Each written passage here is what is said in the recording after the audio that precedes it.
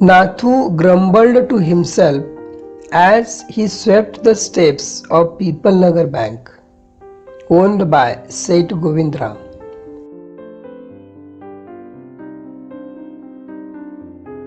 He used the small broom hurriedly and carelessly, and the dust, after rising in a cloud above his head, settled down again on the steps. As Nathu was banging his pan against a dustbin, Sitaram, the washerman's son, passed by. Sitaram was on his delivery round. He had a bundle of freshly pressed clothes balanced on his head. "Don't raise such dust," he called out to Nathu. "Are you annoyed because they are still refusing to pay you an extra 2 rupees a month?" "I don't wish to talk about it," complained the sweeper boy.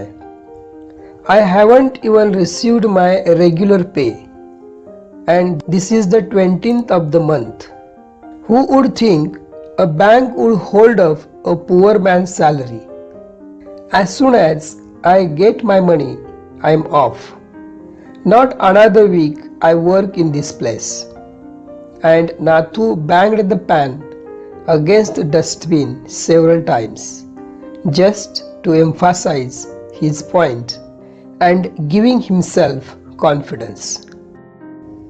"Well, I wish you luck," said Sitaram. "I'll keep an outlook for any job that might suit you." And he plodded barefoot along the road, and the big bundle of clothes hiding most of his head and shoulders. At the fourth home he visited, Sitaram heard the lady of the house mention that he was in need of a sweeper. Trying his bundle together, he said, "I know of a sweeper boy who is looking for work. He can start from next month. He is with a bank just now, but they aren't giving him his pay and he wants to leave." "Is that so?" said Mrs. Srivastav. "Well, tell him to come and see me tomorrow." And Sitaram, glad that he had been of service to both a customer and his friend, hoisted his bag on his shoulders and went his way. Mrs. Srivastav had to do some shopping. She gave instructions to the ayah about looking for the baby and told the cook not to be late with the midday meal. Then she set out for the Pipalnagar marketplace to make her customary tour of the cloth shops. A large shady tamarind tree grew at the end of the bazaar, and it was here that Mrs. Srivastav found her friend, Mrs. Bhushan, sheltering from the heat. Mrs. Bhushan was fanning herself with a large handkerchief. She complained of the summer, which she affirmed was definitely the hottest in the history of Pipalnagar. She then showed Mrs. Srivastav a sample of cloth she was going to buy, and for 5 minutes they discussed its shade, texture and design. Having exhausted this topic, Mrs. Srivastav said, "Do you know, my dear, that Seth Govindram's bank can't even pay its employees? Only this morning I heard a complaint from their sweeper, who hasn't received his wages for over a month." "Shocking," remarked Mrs. Bhushan. "If they can't pay the sweeper, they must be in a bad way.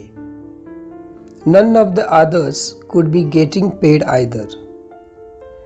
She left Mrs. Srivastav at the tamarind tree and went in search of her husband, who was sitting in front of Kamal Kishore's photograph shop, talking with the owner. "So there you are," cried Mrs. Bhushan. "I have been looking for you for almost an hour. Where did you disappear?" "Nowhere," replied Mr. Bhushan. "Had you remained stationary in one shop, I might have found you. But you go from one shop to another like a bee in a flower garden. Don't start grumbling. The heat is trying enough. I don't know what's happening to People Nagar. Even the bank about to go bankrupt." "What's that?" said Kamal Kishore, sitting up suddenly. "Which bank?" "Why, the People Nagar Bank, of course. I hear they have stopped paying employees." "Don't tell me you have an account there, Mr. Kishore." "No, but my neighbor has," he exclaimed, and he called out over the low partition to the keeper of the barber shop next door. "Deepchand, have you heard the latest? The People Nagar Bank is about to collapse. You would better get your money out as soon as you can." Deepchand, who was cutting the hair of an elderly gentleman, was so startled that his hand shook and he nicked his customer's right ear. The customer yelped with pain and distress. Pain because of cut, and distress because of the awful news he had just heard.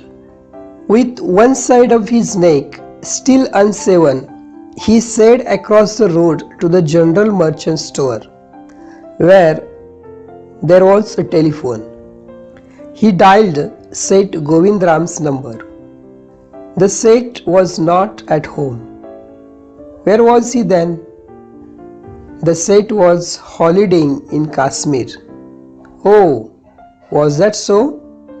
The elderly gentleman did not believe it.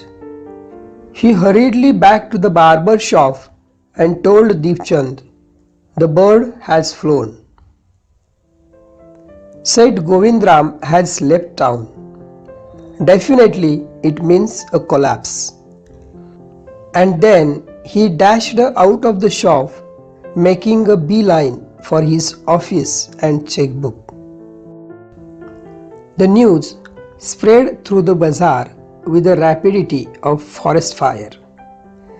From the general merchants, it travelled to the shop, circulated among the customers, and then spread with them in various directions to the betel seller, the tailor, the free vendor, the jeweler, the beggar sitting on the pavement. Old Ganpat, the beggar, had a crooked leg. He had been squatting on the pavement for years, calling for alms. In the evening, someone would come with a burro and take him away. He had never been known to walk, but now, on learning that the bank was about to collapse, Ganpat astonished everyone, leaping to his feet and actually running at the top speed in the direction of the bank. It soon became known that he had 1,000 rupees in savings.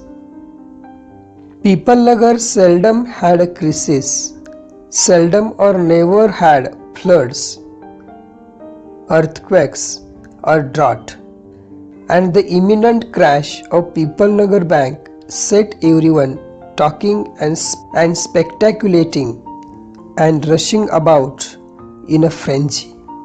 Some boasted of their far-sightedness, congratulating themselves on having already taken out their money or on never having put any in. Others speculated on the reasons for the cash, putting it all down to excesses indulged in by Seth Govindram. The Seth had fled the state, said one. He had fled the country, said another. He is hiding in Pipalnagar, said the third.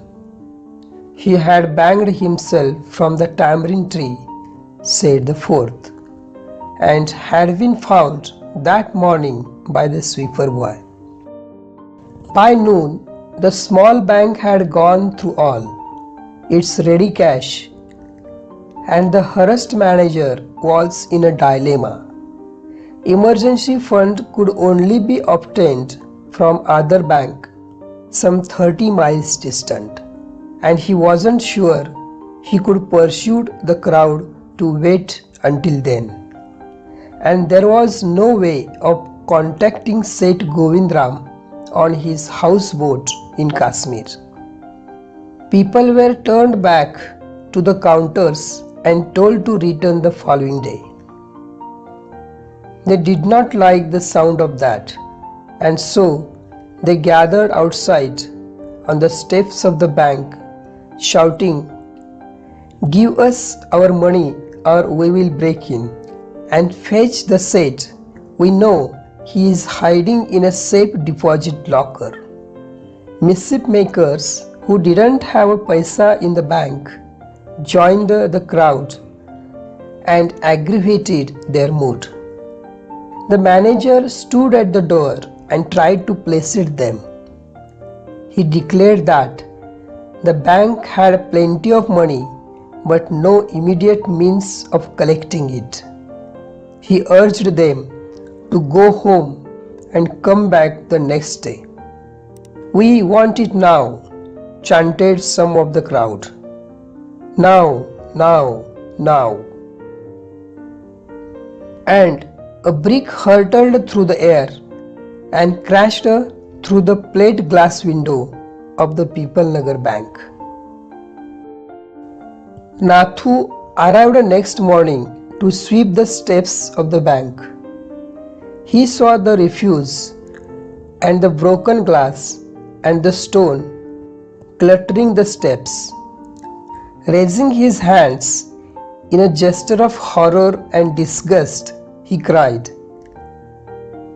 "Hooligans, sons of donkey, it isn't bad enough to be paid late. It seems my work has also to be increased."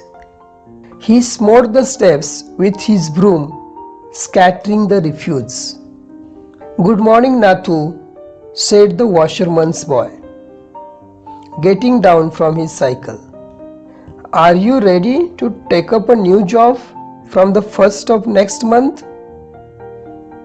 "You will have to, I suppose, now that the bank is going out of business."